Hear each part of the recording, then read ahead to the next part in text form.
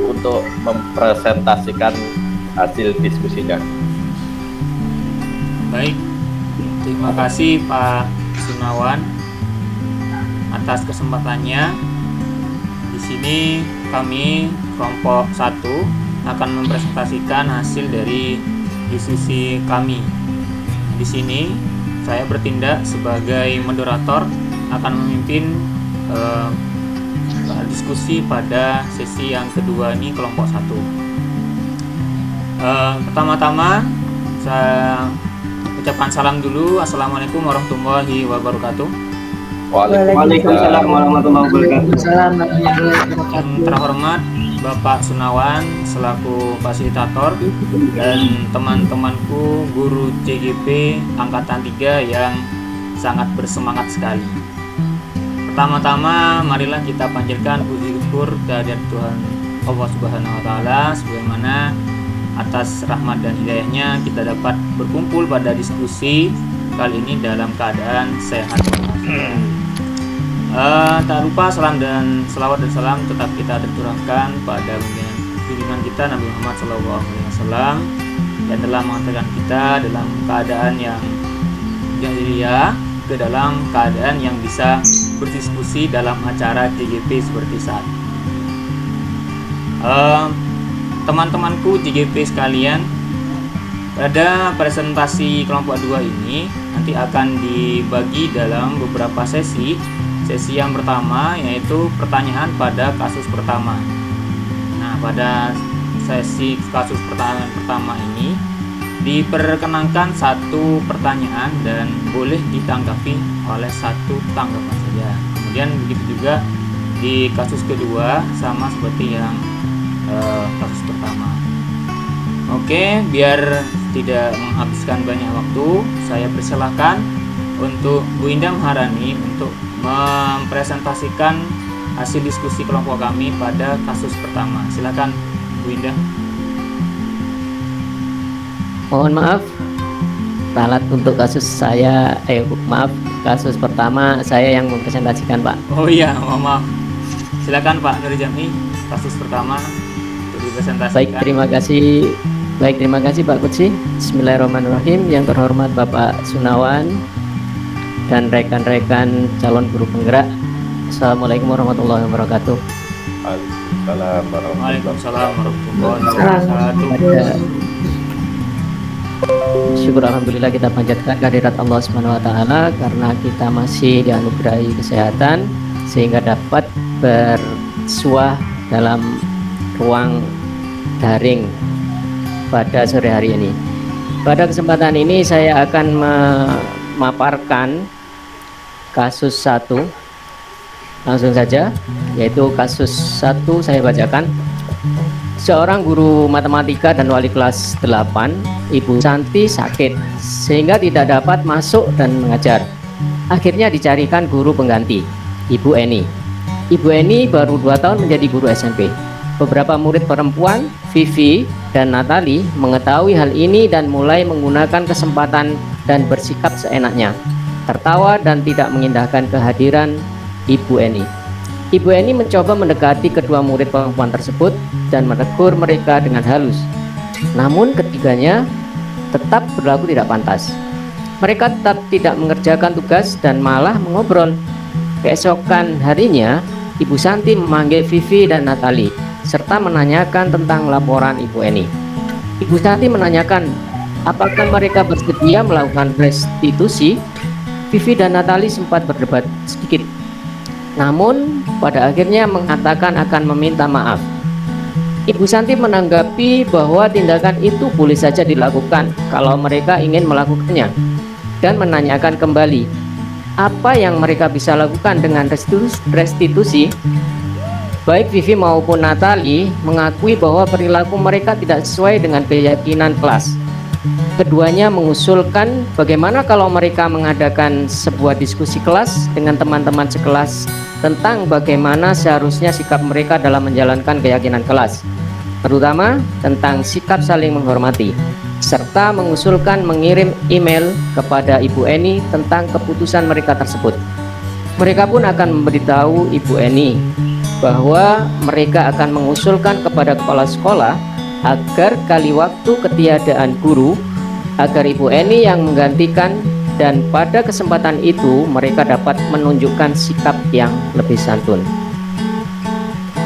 Kemudian pertanyaan yang pertama dalam kasus satu tersebut, yaitu dalam penerapan restitusi kasus di atas, sikap-sikap restitusi apa saja yang sudah dijalankan oleh Ibu Santi?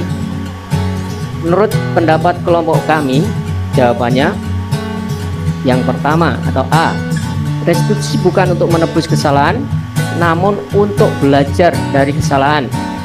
Sikap ini terlihat dari inisiatif siswa mengadakan diskusi dengan teman sekelas tentang sikap mereka dalam menjalankan keyakinan kelas. Yang B, restitusi untuk memperbaiki hubungan. Hal itu terlihat dari tindakan siswa untuk mengusulkan mengirim email kepada Ibu Eni tentang keputusan mereka tersebut. Yang C, restitusi adalah tawaran, bukan paksaan. Hal itu terlihat dari tindakan Ibu Santi menanyakan apakah mereka bersedia melakukan restitusi. Yang D, restitusi menuntun untuk melihat ke dalam diri. Hal itu terjadi dari tindakan baik Vivi maupun Natali mengakui bahwa perilaku mereka tidak sesuai dengan keyakinan kelas. Yang E, restitusi fokus pada penguatan karakter bukan tindakan.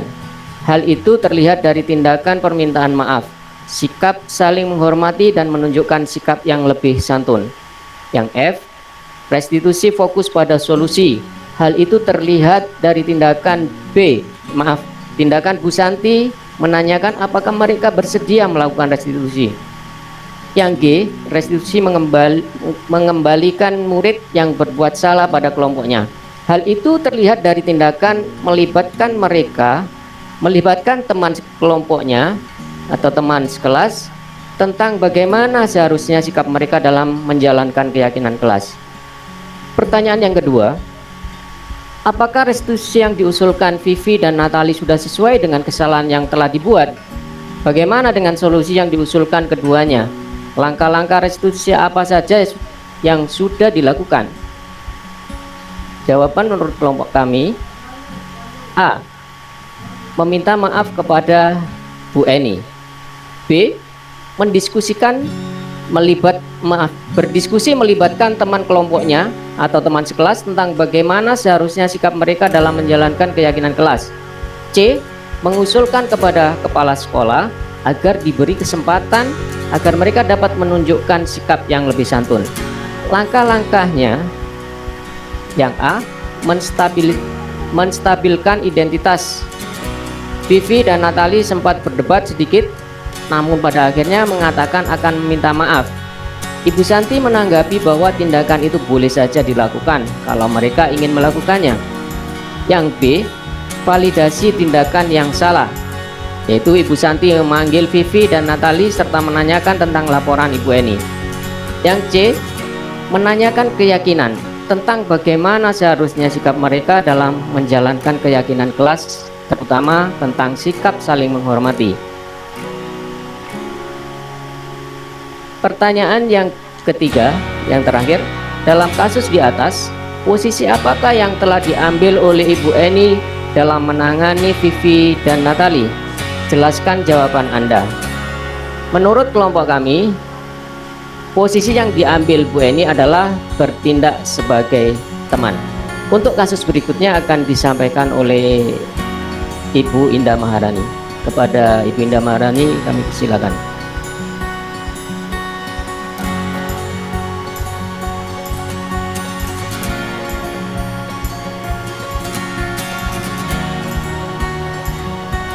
Mohon maaf Pak Nanang ralat.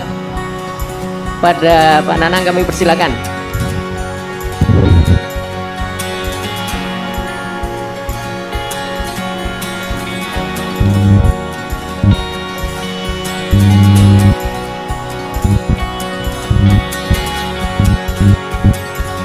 Pak Nanang Wabarakatuh. Oke, silakan.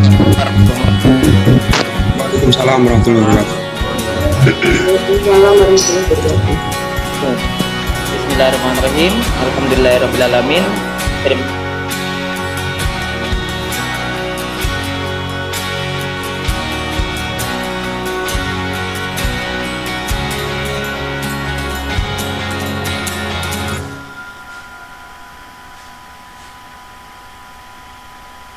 Nanang? Kami yang sangat luar biasa dari diskusinya sampai malam. Saya sangat terkesan.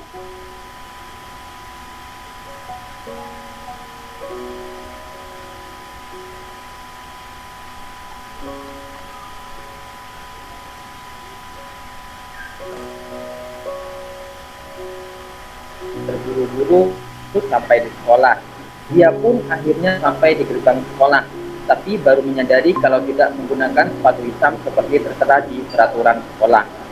Di depan pintu kelas, Bapak Lukman memperhatikan sepatu Sabrina yang berwarna putih. Sabrina berusaha menjelaskan bahwa dia terburu-buru dan salah mengenakan sepatu. Pak Lukman menanyakan kepada Sabrina, apa peraturan sekolah tentang seragam dan warna sepatu? Sabrina menjawab sudah mengetahui sepatu harus berwarna hitam, namun terburu-buru dan salah mengenakan sepatu. Selain tidak mungkin untuk kembali pulang karena rumahnya jauh sekali, Pak Lukman tetap bersikeras pada peraturan yang berlaku dan mengatakan, ya sudah, kamu sudah melanggar peraturan sekolah, kamu salah, sudah terlambat, salah pula memakai warna sepatu. Segera buka sepatumu kalau tidak bisa mengenakan warna sepatu sesuai peraturan. Sabrina meminta maaf dan memohon kembali kepada Pak Lukman agar dapat tetap mengenakan sepatunya dan berjanji tidak akan mengulang kesalahannya. Namun Pak Lukman tidak mau tahu. Tidak, kamu telah melanggar peraturan sekolah.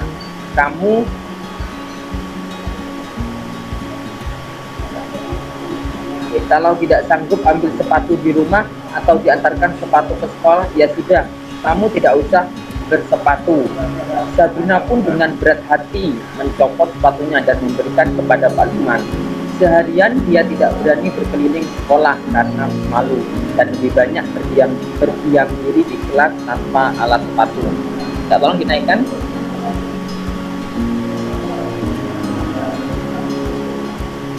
Oke, kita tolong dinaikkan. Kebutuhan di sini ada beberapa pertanyaan. Kebutuhan apa yang dibutuhkan oleh Sabrina?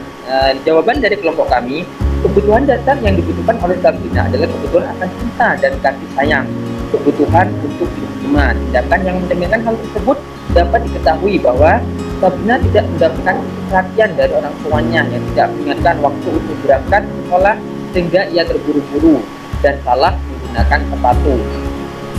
Selain itu, ketika Sabrina memberikan alasan akan keterlambatannya, namun langsung dibantah atau dipatahkan dan tidak didengar oleh Bapak Lukman. Yang kedua, nilai kebajikan atau keyakinan sekolah apa yang dituju dengan bersepatu warna hitam? Di sini kelompok kami menjawab salah satu peraturan memakai sepatu berwarna hitam, yaitu untuk menghindari adanya kesenjangan sosial atau pamer dengan menggunakan sepatu yang warna-warni yang dipakai oleh siswa-siswi yang ada di sekolah. Yang ketiga, bila Bapak Lukman mengambil posisi sebagai seorang manajer, kira-kira apa yang akan dikatakannya dan bagaimana sikapnya, seperti apa yang akan ditawarkan kepada Sabrina? Kelompok kami menjawab, sikapnya Pak Lukman dengan nada suara yang tulus, bahasa tubuh yang tidak kaku, dekat kepada murid. Dikatakannya, Sabrina, apakah kamu tahu bahwa ke sekolah tidak boleh menggunakan sepatu yang berwarna putih?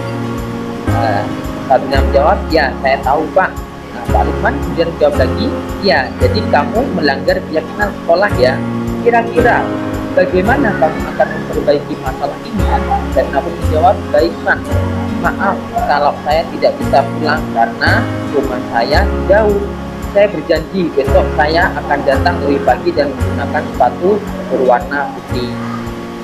Pak Lukman kemudian mengatakan, baik, itu bisa dilakukan.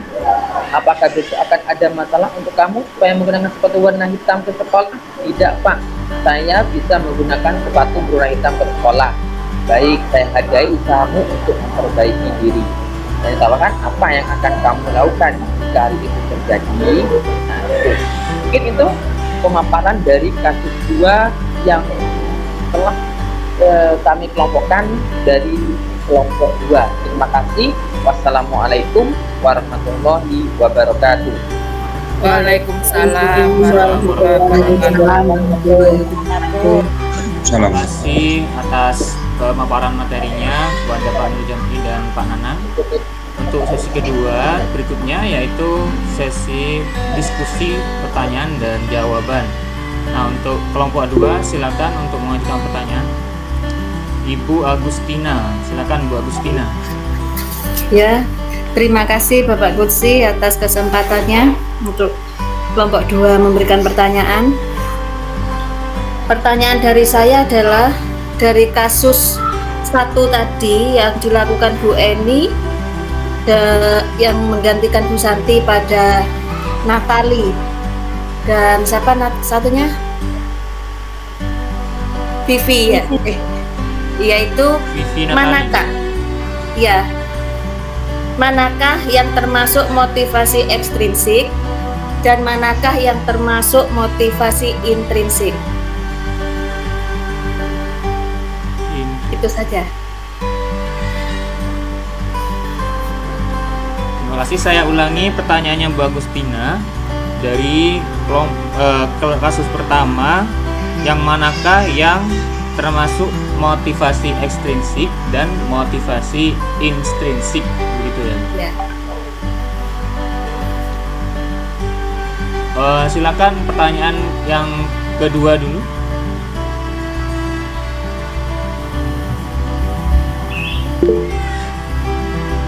Pak Hendy, silakan Pak Hendy. Terima kasih Bapak Kudsi. Untuk kasus yang saya punya pertanyaan untuk kasus yang kedua tentang si Sabrina, ya, tentang kebutuhan dasar cinta dan kasih sayang. Apakah kebutuhan dasar cinta dan kasih sayang ini hanya merucut kepada orang tua? Karena pada 2.4 yang saya baca di LMS tentang kebutuhan dasar ini, di situ ada contoh siswa yang bernama Doni. Dia mengambil secara paksa makanan teman-temannya. Mungkin teman-teman ini juga sudah baca di 2.4 tentang Doni yang berperilaku mau mengambil bekal makan siang teman-temannya. Ternyata ada kebutuhan dasar cinta dan kasih sayang, perhatian dari orang tuanya. Jadi merujuk lagi kepada orang tuanya. Begitu juga teman-teman kelompok 1, bahwa Sabrina ini juga membutuhkan cinta dan kasih sayang dari orang tuanya, perhatian karena tidak dibangunkan di awal. Nah, jadi pertanyaan saya, apakah kebutuhan cinta dan kasih sayang ini hanya tertuju kepada orang tua? Bagaimanakah dengan guru yang di sekolah? Nah, mungkin itu. Terima kasih. Baik, terima kasih Pak Hendy. Saya ulangi pertanyaannya, apakah siswa itu hanya membutuhkan cinta dan kasih sayang hanya dari orang tua saja, gitu Pak Hendy? Bagaimana peran kita sebagai guru di sekolah? Ya. Silakan teman-teman yang mau menjawab.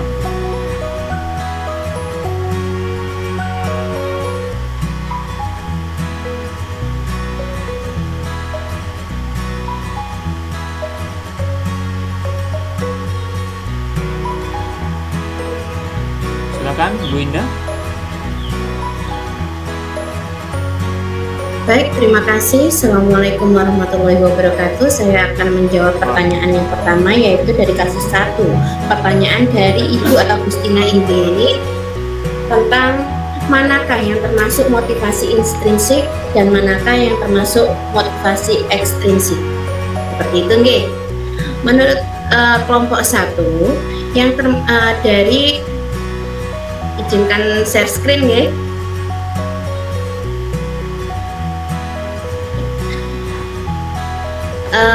Motivasi intrinsik yang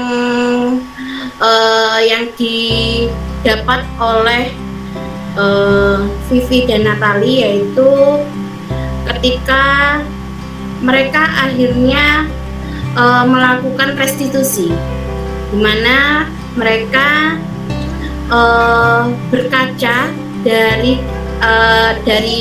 kegiatan yang dilakukan, dari tingkah laku yang mereka lakukan selama pembelajaran Bu Eni. Di situ mereka melakukan restitusi, di mana yang seperti yang kita ketahui bahwa restitusi itu adalah kegiatan yang melibatkan siswa untuk merefleksikan tingkah lakunya untuk memperbaiki tingkah lakunya, bukan refleksi atas dasar kesalahan, tetapi merefleksikan diri atas kegiatan yang mereka lakukan untuk mendapatkan perbaikan.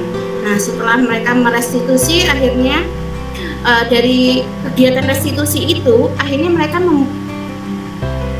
mempunyai motivasi. Oh, ternyata saya harus, ternyata kegiatan perilaku saya selama Bu Eni itu saya tidak baik, belum menunjukkan sikap saling menghormati, seperti itu yang pertama dari intrinsik itu, dari kegiatan restitusi itu.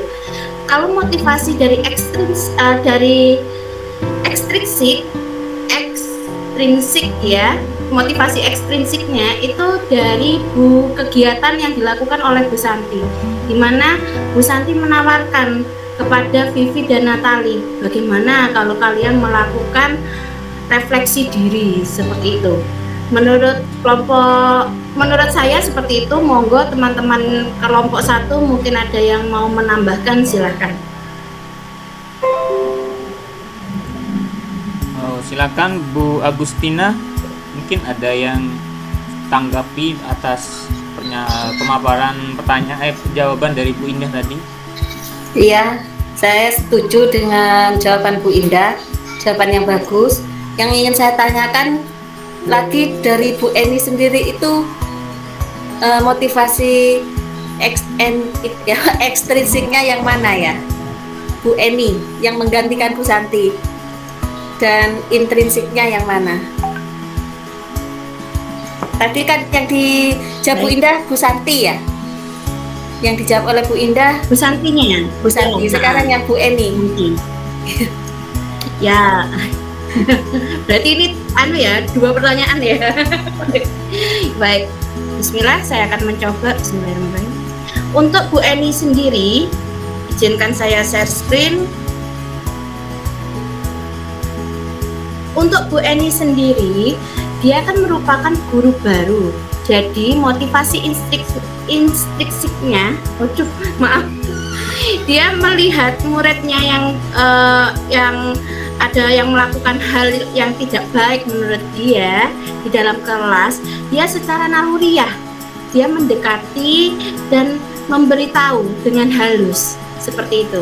Jadi karena Bu Eni itu merupakan seorang guru, dia merasa mempunyai kewajiban, motivasi diri, mempunyai kewajiban untuk mengingatkan Vivi dan Natali agar tidak berbuat yang menurut kita tentunya itu adalah hal yang kurang bisa kita terima karena tidak menghormati guru, kan seperti itu.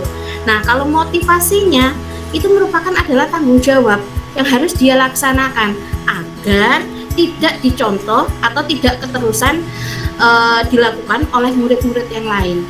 Menurut saya seperti itu, Bu Agustin. Monggo teman-teman kelompok 1 yang mau menambahkan.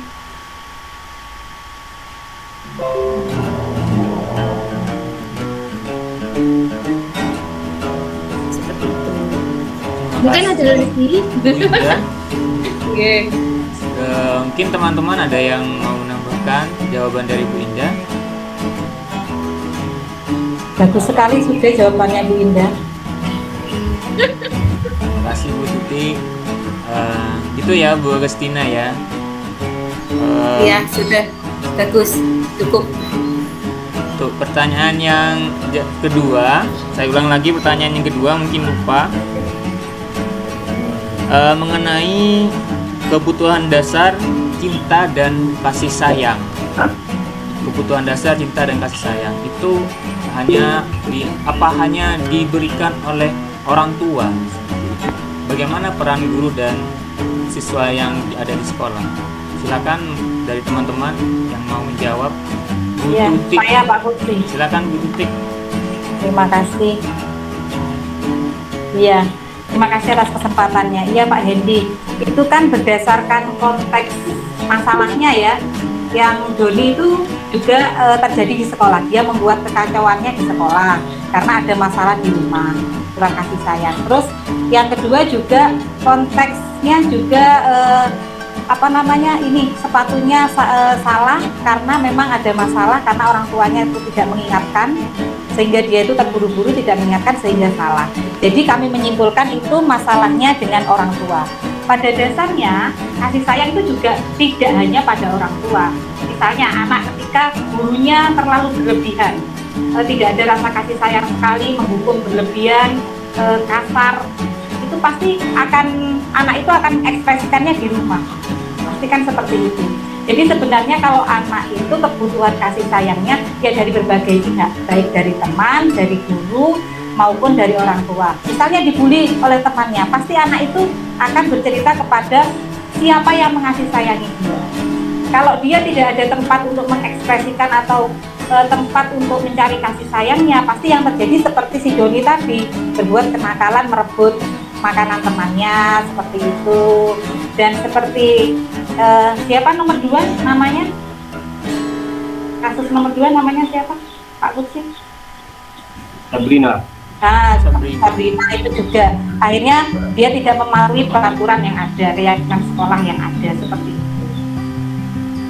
Jadi kebutuhan kita dan kasih sayang itu tidak hanya merujuk kepada orang tua, tetapi kenapa di situ kok sepertinya merujuk ke orang tua, hanya konteksnya saja, konteks soalnya saja. Kebutuhan dan kasih sayang itu dibutuhkan dari berbagai pihak. Terima kasih Bu Tuti. Ini ada tambahan dari Bu Ratna. Silakan Bu Ratna. Ya, terima kasih Pak Putri.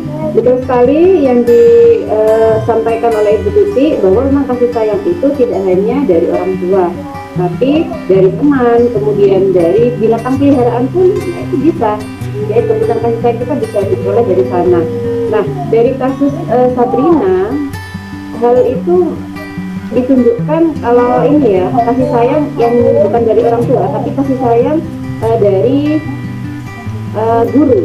Itu di kasus tersebut disebutkan bahwa Sabrina itu mencoba menjelaskan kenapa dia terlambat begitu, kenapa alasan dia terlambat, tapi tidak diberi kesempatan oleh Bapak Lukman. Jadi Bapak Lukman ya udah, karena dia melanggar tata tertib ya berarti dia harus menerima hukumannya. Jadi kasih sayang itu tidak hanya tertuju kepada orang tua, tapi juga tertuju kepada komunitas yang di lingkungan sosial yang di mana anak tersebut itu berada, teman, guru, kalau di sekolah seperti itu. Terima kasih. Silakan Pak Hendy, mungkin ada tanggapan mengenai jawaban dari kelompok kami. Terima kasih kepada Ibu Tuti dan Ibu Ratna atas jawabannya. Ini suara di mikrofon saya terdengar musik-musik nggak ini? Tetangga keras sekali. Enggak, jelas Pak. Jelas Pak Hendy. Ya. Hampir saya mau ke rumah tetangga, tapi saya menempatkan posisi 5 komputer rumah itu saya Pak. Jangan tahan Pak, tahan Pak Bro. Ramai soalnya. Tapi ya kita mendapatkan ini pemanfaatan kontrol. Ditambah 7 kontrol. Kembali kepada terima kasih jawaban Ibu Ratna. Saya sepakat jika anak-anak sudah kurang mendapat perhatian dari orang tua di rumah, dia akan mencari yang lain, terutama kepada kita sejak mereka dari sekolah. Pemaparan Ibu Ratna tentang Bapak Lukman itu masuk akal dan saya terima bahwa kita memang memberikan kasih sayang mungkin berupa toleransi yang dilakukan oleh Pak Lukman karena dia sudah benar-benar ketinggalan. Jadi efek kurang kasih sayang dan cinta dari orang tuanya yang mengakibatkan Sabrina berperilaku seperti itu, padahal itu tidak sengaja karena tidak unsur kesengajaan. Tapi menurut saya mungkin akan lebih bijak jika Bapak Lukman memberikan kasih sayang itu di sekolah seperti yang disampaikan oleh kita. Terus saja, insya Allah sudah finish, nggak ada masalah. Terima kasih Bapak Putri dan Ibu Ratna, Ibu Putri dan semuanya. Terima kasih pada Pak Hendy. Ternyata jawaban dari kelompok kami sudah memberi kepuasan kepada Pak Hendy. Terima kasih Pak Hendy. Untuk sesi berikutnya adalah sesi penyampaian kesimpulan yang akan dipaparkan oleh notulen kami. Silakan Pak Nur Jam'i. Baik, terima kasih Bapak Kutsi atas kesempatannya. Saya akan coba memberi atau menarik kesimpulan dari diskusi hari ini, terutama terkait dengan pertanyaan-pertanyaan yang disampaikan oleh Bu Agustina dan Pak Hendy. Jadi ditanyakan tentang di kasus pertama manakah yang termasuk motivasi intrinsik dan ekstrinsik. Perlu kita garis bawahi di sini bahwa motivasi intrinsik itu adalah yang muncul dari diri sendiri, ya. Jadi kemudian motivasi ekstrinsik itu muncul dari orang lain sekitar kita. Dimana tadi motivasi intrinsik yang muncul dari diri siswa tersebut diantaranya adalah permintaan maaf, kemudian mau mengirim email. Tuh. Kemudian motivasi ekstrinsik yaitu permintaan restitusi yang disampaikan oleh Bu Santi. Kemudian pertanyaan yang kedua yaitu kebutuhan akan cinta dan kasih sayang hanya mengerucut ke orang lain, ke orang tua atau tertuju kepada orang tua saja. Ya tidak ya, tadi sudah disampaikan oleh teman-teman kami dari kelompok 1 bahwa kebutuhan akan cinta kasih sayang itu bisa diperoleh dari orang lain termasuk teman untuk memotivasi temannya yang mungkin sedang down ya. Ya bisa juga tadi disampaikan oleh Bu Ratna itu lingkungan sosial. Lingkungan sosial itu justru lebih luas ya, lebih luas dan sangat berpengaruh sekali, karena ada ungkapan bahwa siapa yang berkawan dengan siapa itu adalah cerminannya. Jadi kalau kita berkawan dengan orang baik maka cerminan kita juga baik, seperti insya Allah begitu. Saya rasa itu kesimpulannya. Terima kasih. Assalamualaikum warahmatullahi wabarakatuh. Waalaikumsalam warahmatullahi wabarakatuh. Terima kasih kesimpulannya Pak Muhammad Nurjati dari sesi pertanyaan dan materi sebelumnya. Sesi terakhir sebelum kami tutup adalah tanggapan positif dari kelompok 2. Silakan kelompok 2 yang akan memberi tanggapan positif pada pemaparan dari kelompok kami. Saya persilakan. Silakan Pak Hendy. Terima kasih Bapak Nanang. Sebelum ditutup, ini tanggapan positif dari kami. The point of our discussion today is teman-teman bahwa kelompok 1 sangat jelas pemaparannya, pembagian antara kasus 3 dan kasus 4 dibagi secara matang, jawaban-jawaban juga bagus, sesuai tidak ada permasalahan bagi saya pribadi dan juga teman-teman tentang apa yang disampaikan teman-teman kelompok 1 itu sangat bagus. Namun saya harus menyampaikan sesuatu yang masih janggal dalam diri saya. Ini bukan tentang kelompok 1, juga bukan tentang kelompok 2. Ini tentang LMS. Ini tentang LMS ya. Bahwa pada kasus 1 teman-teman itu Natali dan juga Vivi meminta maaf kepada Ibu Eni melalui email. Kenapa bisa melalui email? Itu yang masih dalam pertanyaan saya. Kenapa tidak datang secara langsung untuk meminta maaf kepada Ibu Eni? Itu karakternya bisa lebih dapat. Mungkin nanti LMS ini akan dirubah tesnya nanti. Meminta langsung datang ke Ibu Eni. Itu mungkin seperti itu nantinya. Pandemi Pak. Digadang-gadang karakter yang akan kita bentuk. Tapi mohon maaf melalui email ya. Itulah nggak tahu lah, semoga ada perbaikan. Mungkin hanya itu Pak Gusti. Terima kasih banyak. Assalamualaikum. Waalaikumsalam warahmatullahi wabarakatuh. Terima kasih Pak Hendy atas tanggapan positifnya terhadap kelompok kami dan LMS ya. Kita mulai gimmick. Sebelum kami tutup pada pertemuan kali ini kita ucapkan alhamdulillah bersama-sama. Alhamdulillah. Rabbil alamin. Saya tutup diskusi yang pada hari ini kelompok 1. Assalamualaikum warahmatullahi wabarakatuh. Waalaikumsalam Warahmatullahi wabarakatuh. Kelompok 1 yang berangkat.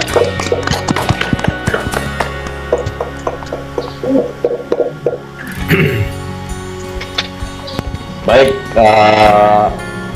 teman-teman CGP, tadi ya bisa saja ya apa yang disampaikan Pak Kudsi tadi, bahwasanya di LMS ngapain ya minta maaf lewat email ya, luar biasa. Pak Hendi, Pak. Ya. Pak Oh, Pak Hendi ya. Oh, Pak Hendi ya, Pak Hendi ya. Nah, ini iya masih kali ini ya saya tahu juga kalau minta maaf tuh lewat email itu ya, kira-kira ya apa ya.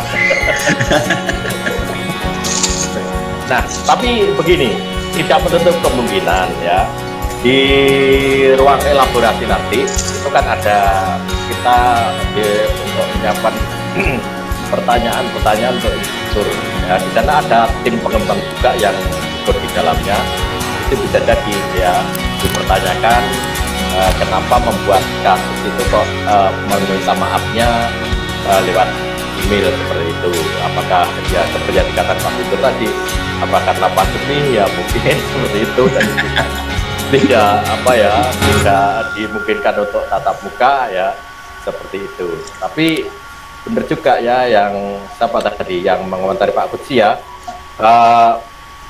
atau Pak Hendi tadi ya, ya bahwasanya ya memang kita itu kalau meminta maaf itu lebih apa ya, kalau orang timur tuh kalau ya kita ya merendah kepada, karena kita merasa salah ya terhadap orang dan kita harus berhadapan langsung ya, bagaimana ekspresi kita ya, kita sampai nangis agar supaya yang kita mintai maaf tuh luluh hatinya, kan begitu ya, seperti itu. Nggak tahu, tapi kalau lewat email nangisnya gimana? Pakai icon, Pak. Pakai emoticon. Ya. Pakai link YouTube, Pak. Terus yang perlu digarisbawahi juga tadi ya tentang kasusnya Pak Lukman ya, Pak Lukman Cek Gerena ya,